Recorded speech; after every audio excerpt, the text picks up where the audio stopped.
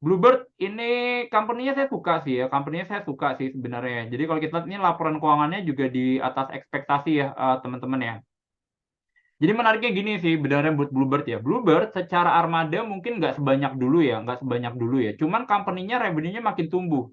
Armada nggak sebanyak dulu, cuman company-nya makin tumbuh. Itu berarti gimana? Karena berarti mereka punya kayak vehicle itu mampu di-utilize.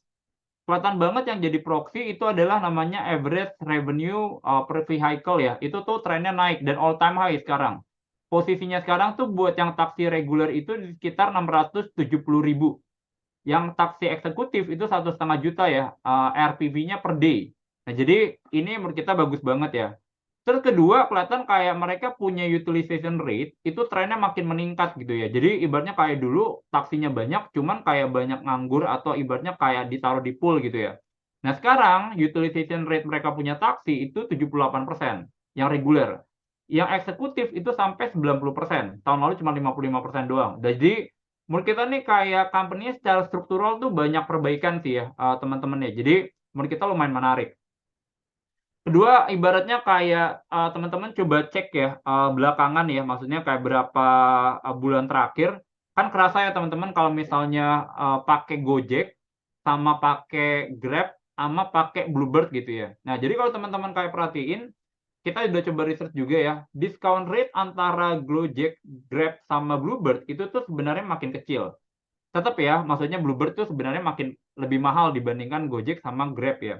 Cuman selalu ingat kalau misalnya di posisi-posisi yang sebenarnya kayak lagi kayak peak hours, itu tuh Bluebird sebenarnya jadi lebih murah. Karena kan kalau misalnya si Grab sama Gojek kan mereka kan kayak hitungnya, oh ini ada traffic dan lain-lain apa segala macam. Nah, jadi menurut kita sih sebenarnya tesisnya ada ya. Kalau seandainya kayak si Grab sama Gojek itu akan lebih monetize gitu ya. Ibaratnya mereka akan kayak kayak kayak gedein tarif buat drivernya. Ini menurut kita tuh akan jadi translasi ini diskon akan makin kecil sih. Pak, cuman kan tetap Pak lebih mahal. Cuman ingat ya teman-teman ya bahwa Bluebird itu kayak mobilnya tuh selalu diganti 5 tahun sekali. Plus ibaratnya mereka ada rutin maintenance. Jadi menurut kita tuh harusnya wajar kenapa mereka lebih premium. Ibaratnya kayak mobilnya tuh kayak selalu diganti dan habis itu ada kayak perawatannya ya.